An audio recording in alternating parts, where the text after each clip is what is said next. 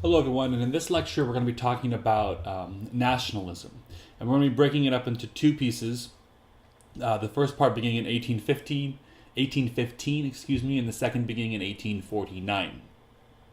Now, the period after the Congress of Vienna, which we saw a couple lectures ago, saw a marked attempt to turn the clock back on liberalism and nationalism. The Congress of Vienna had been called into being by the Allied powers to solve the mess created by the French Revolution and the Napoleonic Wars.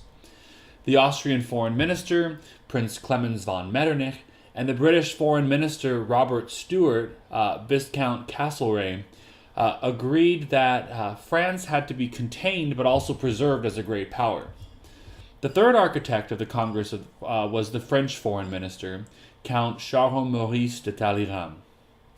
Now, all three were wily conservatives who feared liberalism and sought to preserve the Ancien Regime and European peace. Their approach was to ring big countries with defensible borders by shuffling little countries around in defiance of nationalist sentiment. Now, they restored the Bourbon monarchy in France, albeit constitutionally, Spain, and Naples, and then divided the rest of Europe up among the remaining great and lesser powers. The European state system devised by the Congress of Vienna worked for 99 years, but that does not mean that the people who lived under it were happy. Monarchies were preserved, and new liberal ideas coming out of France and England were repudiated. And many people were ruled by governments of a different nationality and culture. The Dutch ruled the Belgians, the Austrians ruled the Czechs, the Slovaks, Hungarians, some Poles, Romanians, Serbs, Slovenes, Croats, and some Italians. And the Russians or Prussians ruled the rest of the Poles. The Russians also ruled Finns, Ukrainians, Estonians, Latvians, and Lithuanians, and the Swedes ruled the Norwegians, albeit with plenty of autonomy. Only in France was some of the legacy of the French Revolution honored in a moderate constitution. The Holy Alliance was formed by the five great powers to stave off the threat that liberalism and nationalism would once again erupt into revolution and bring down the Ancien Regimes and break up their empires. Now, proposed by Tsar Alexander I, the idea was that the great powers would rule their peoples with paternalistic Christian love as an antidote to godless democracy. If that did not work, the leaders of the five great powers would hold periodic conferences to discuss their differences and possible trouble brewing. Now, if that did not work, and any of them suffered a liberal or nationalistic revolt, they would all rush to defend each other. Now, initially, this seemed to work. In Spain and Portugal, Napoleon's liberal reforms were abolished. In the Papal States, Pope Leo XII also abolished Napoleonic reforms, revived the Inquisition, and drove some Jews back into the ghetto.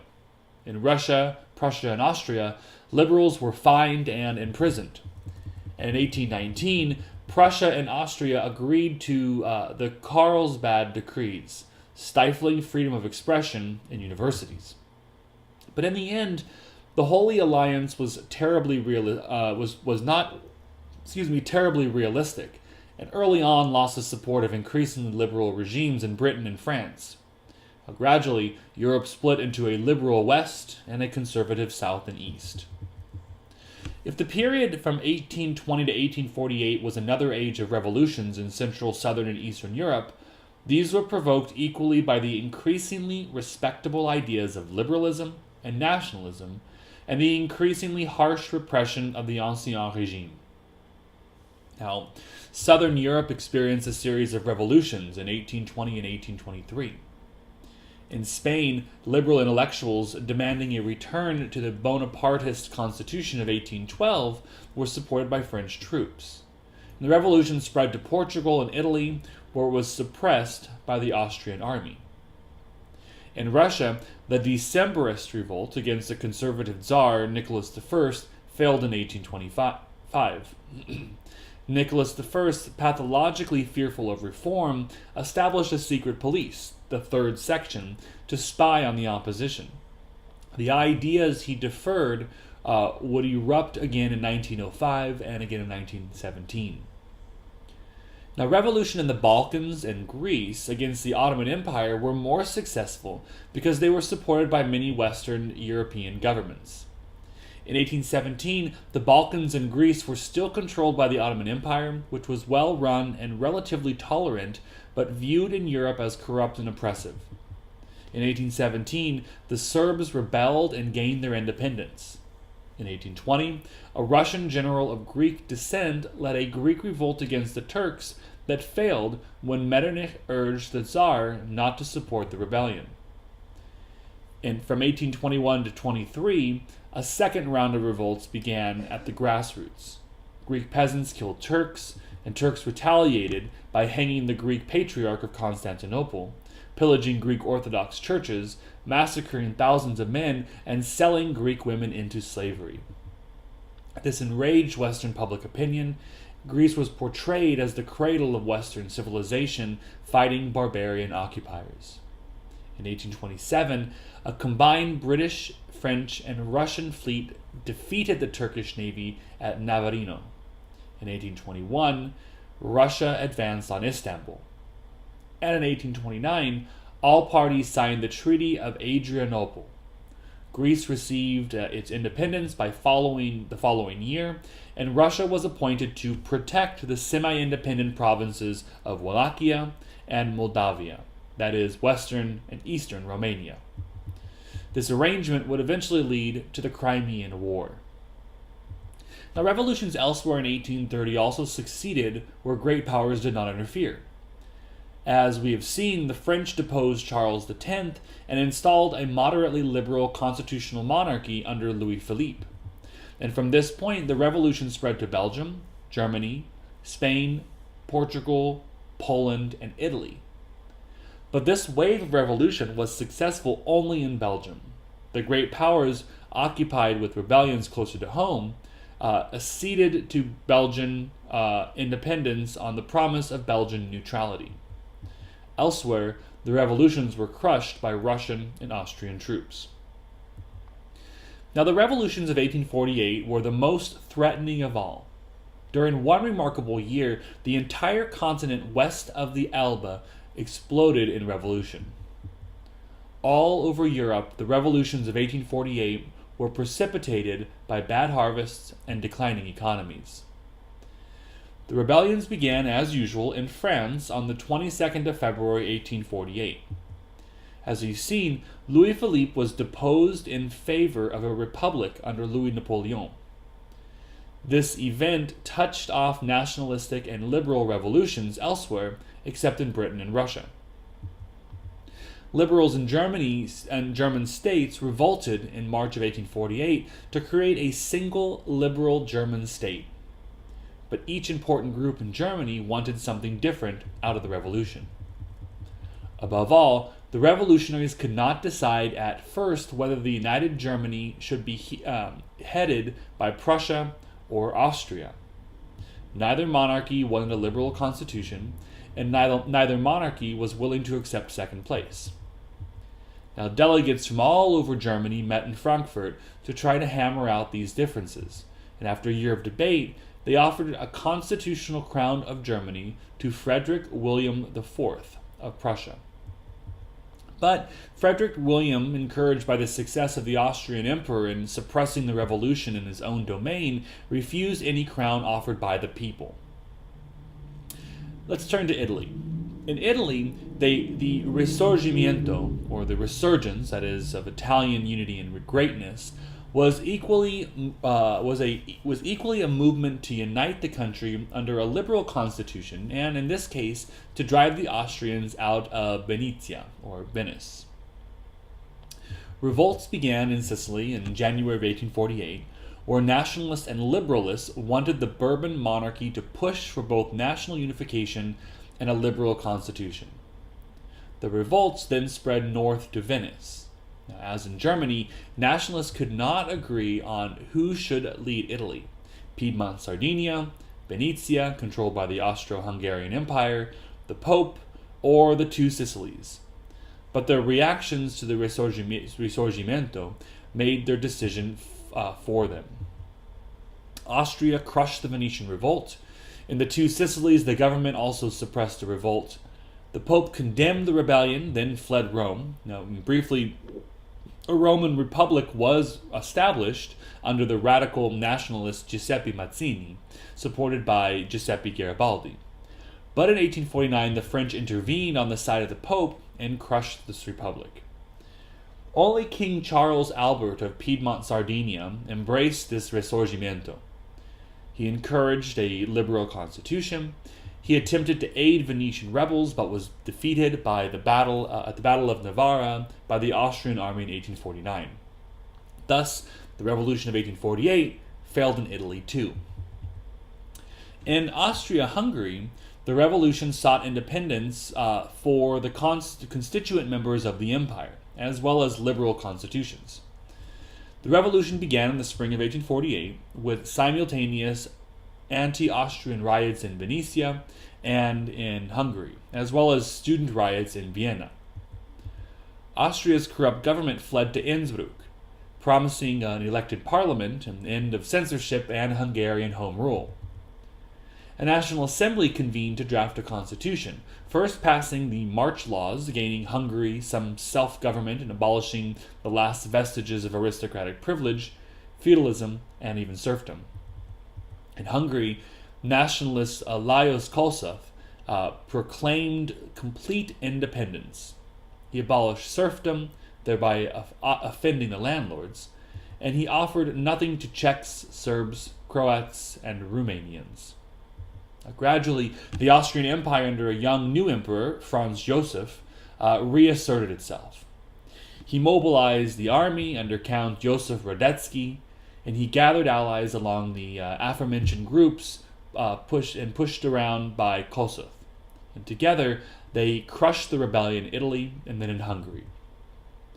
In 1849, the National Assembly was dissolved and an authoritarian constitution was imposed. Now, all across Central, Southern, and Eastern Europe, the old monarchies and aristocrats had reasserted themselves. Now, the failure of these revolutions tells us 6 important things about Europe at this time. First, liberalism, nationalism, and in France, socialism were important and to some extent viable movements in Central and Southern Europe. Second, the fact that revolutions failed tells us that the Ancien Regime still had a great deal of residual strength. There was little unity on the other side, and different groups were attracted to one or another of these movements in varying degrees and for different reasons. But there was little revolutionary unity across national boundaries, as Marx had wanted. As in Britain and France previously, liberal intellectuals wanted government reform, universal manhood suffrage, and a free press. The middle class wanted government reform, the vote for itself alone, and economic equality. And the working class wanted the vote and social welfare programs, and peasants wanted land. Yet, none of these programs had a chance unless their backers were united. The third significant point about the revolutions of 1848 was what happened to the radicals who advocated them.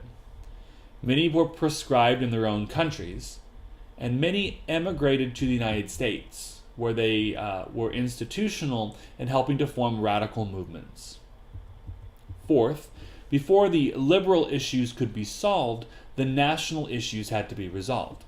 That is, before Germany, Italy, and Austria-Hungary could enact liberal constitutions, they had to sort out whether they would be countries in the first place. They had to go through the process that Britain and France had experienced from the Middle Ages to the 18th century.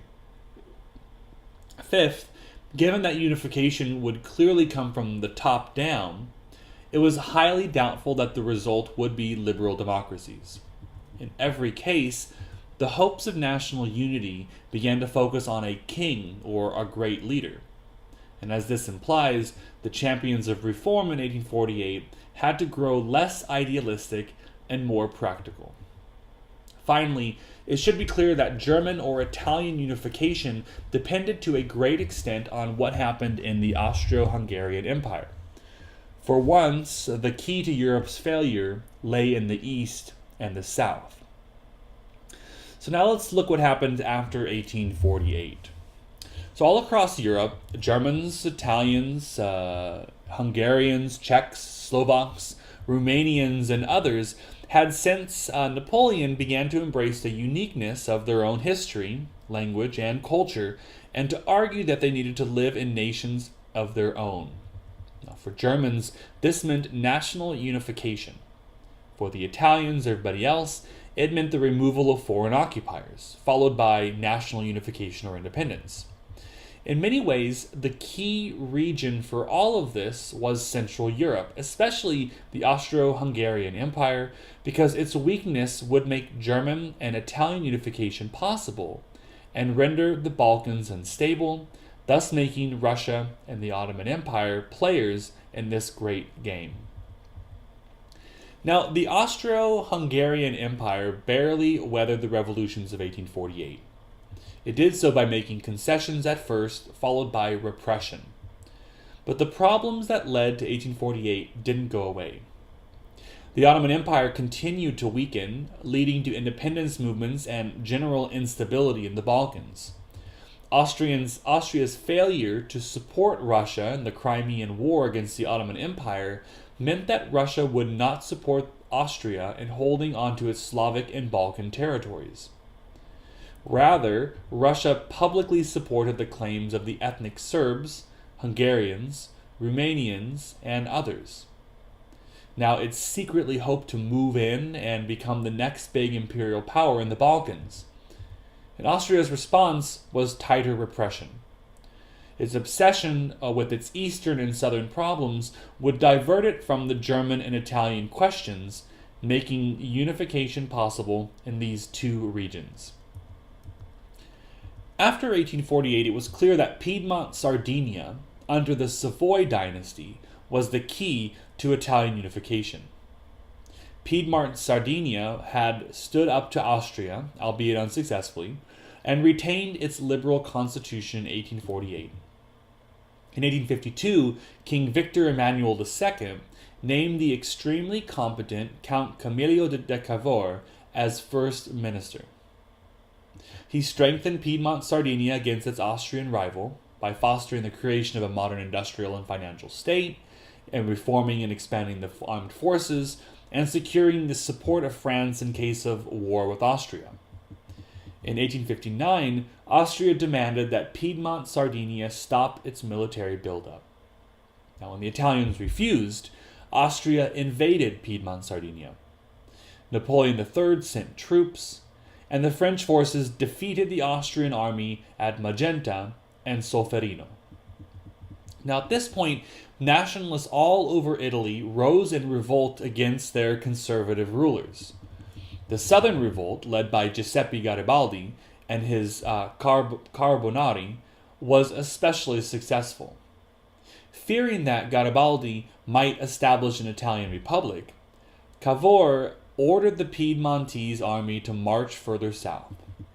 But when the two armies met, Garibaldi knelt and submitted to Victor Emmanuel II as King of Italy. Now, Victor Emmanuel II was proclaimed king in March of 1861. Venetia remained officially Austrian until 1866.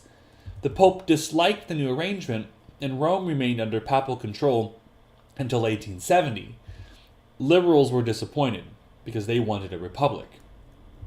Now, contemporaries thought that the unification of Italy was an epical event, reviving the Roman Empire. In fact, Italy's internal rivalries and relatively poor agricultural economy meant that its unification did not change greatly the balance of power in Europe. Now, looking at Germany, the weakness of Austria, the pretensions of Napoleon III, and the machinations of a great minister proved decisive. German nationalists were torn in attempting to decide whether Prussia or Austria should lead a unified Germany. Now, Austria-Hungary was the sentimental favorite. It was already an empire, descended from the Holy Roman Empire, and the First German Reich. The Austrian government, though, was repressive, inefficient, corrupt, and obsessed with its eastern problems. Its defeat by Piedmont Sardinia in 1859 further damaged its prestige. Prussia had numerous advantages. Its population was more homogeneous, Its government was efficient. Its economy was strong in agriculture and industry, and its army was the best trained in Europe. Its chancellor from 1862 was the brilliant Otto von Bismarck. Now, arguably the most significant European states of the 19th century, Bismarck believed that politics should be governed by practical considerations and realistic aims, what he called Realpolitik. Bismarck's aim was to ensure Prussia's supremacy among the German states, especially in the north, but not to unite Germany. Unification was instead the dream of the national liberals. But Austria would not cooperate, attempting to subtly undermine Prussian influence with the North German states. Now, Bismarck prepared for a showdown. He made an alliance with Russia, he favored Italy and France in disputes with Austria, and he engineered 3 wars as demonstrations that only the Prussian state could protect the interest of Germany. The first of these clashes, the Dano-Prussian War of 1864, began in a dispute with the Danes over the independence of Schleswig-Holstein. In 1836, Denmark foolishly annexed Schleswig-Holstein. Both Prussia and Austria sent forces north, which handedly defeated the overmatched Danes. Now, the Peace of Vienna in 1864 gave Prussia and Austria joint responsibility for Schleswig-Holstein. Now, this created tensions with Austria that would boil over into the Austro-Prussian War of 1866. Now, Bismarck used disputes over the administration of this region as a pretext to send troops into Austrian Holstein.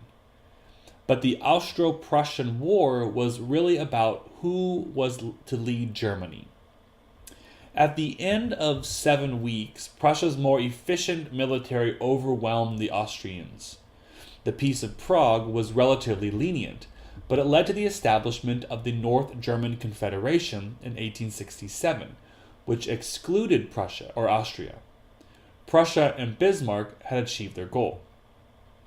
After 1866, France grew alarmed at the growing might of Prussia. Napoleon III had supported Bismarck in the hope that Austria and Prussia would destroy each other. Instead, Prussia appeared to be reviving a strong German presence on the western border of France, which was very unpopular with the French people. Now, to retrieve his prestige, Napoleon demanded German territory of Bismarck, or, failing that, Belgium. Now, realizing that the French problem would not go away, Bismarck began preparations to fight France on Prussia's terms. Now, the Franco-Prussian War was Bismarck's masterpiece. He maneuvered France into isolation and war. First, he discredited Napoleon III by informing both the German states and Britain of his request for territory. Then he manufactured a pretext for war by proposing a member of the Prussian royal house as the new king of Spain. Now, Spain needed a king because it was in the midst of a revolution against the Spanish branch of the Bourbons. The French were appalled at the thought of German rulers on 2 borders, sort of Louis XIV's dream in reverse, and when French diplomats attempted to get the Prussian king to renounce the Spanish throne for his nephew, Bismarck edited his answer, known as the Ems Dispatch, so as to insult the French. He then sent copies to the French papers, and the French people demanded war. Now, as usual, Prussia's more efficient government, industrial might, and better trained army, allied with the South German states, beat the French in a matter of weeks. Napoleon III's defeat at Sedan was the end of the Second Empire, yet the war dragged on.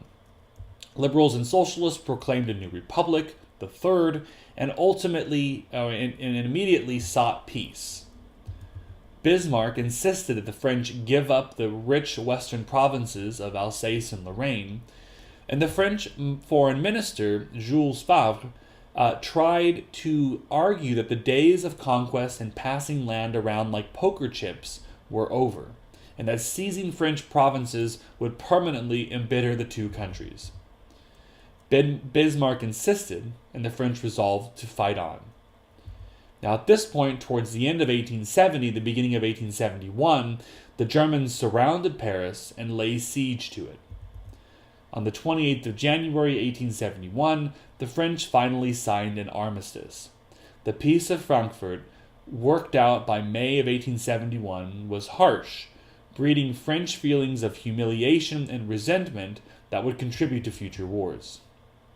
The fall of France weakened the new republic from its inception, and the citizens of Paris proclaimed the Commune in 1871, which existed for 2 months as a self-governing communist entity.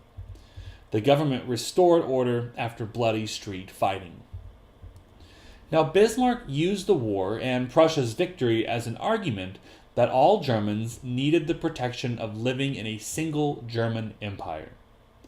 And on 18th of January 1871, in the Hall of Mirrors at Versailles, all the German states, minus Austria, acknowledged the King of Prussia, Wilhelm I, as Kaiser, or Emperor, of all Germany. Now, this event changed the balance of power in Europe forever. Europe would spend a century adjusting to the new reality.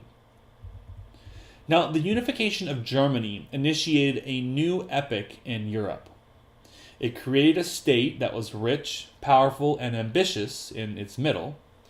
That was made more dangerous by the fact that the Austro-Hungarian Empire had not solved its nationalistic problems and was in a state of decay. The Ottoman Empire grew weaker. Russia was anxious to take advantage of the situation. And what role would Germany play? Finally, in solving their nationalistic problems, neither Cavour nor Bismarck had concerned themselves overmuch with ethical or moral issues. Rather, international diplomacy and politics were decided by considerations of realpolitik and expenditures of iron and blood. Other old verities, such as French supremacy, German weakness, and British neutrality, were also swept away in the German tide. Now, could Europe adjust to the new rules? And could Europe contain this new colossus and its ruthless leadership?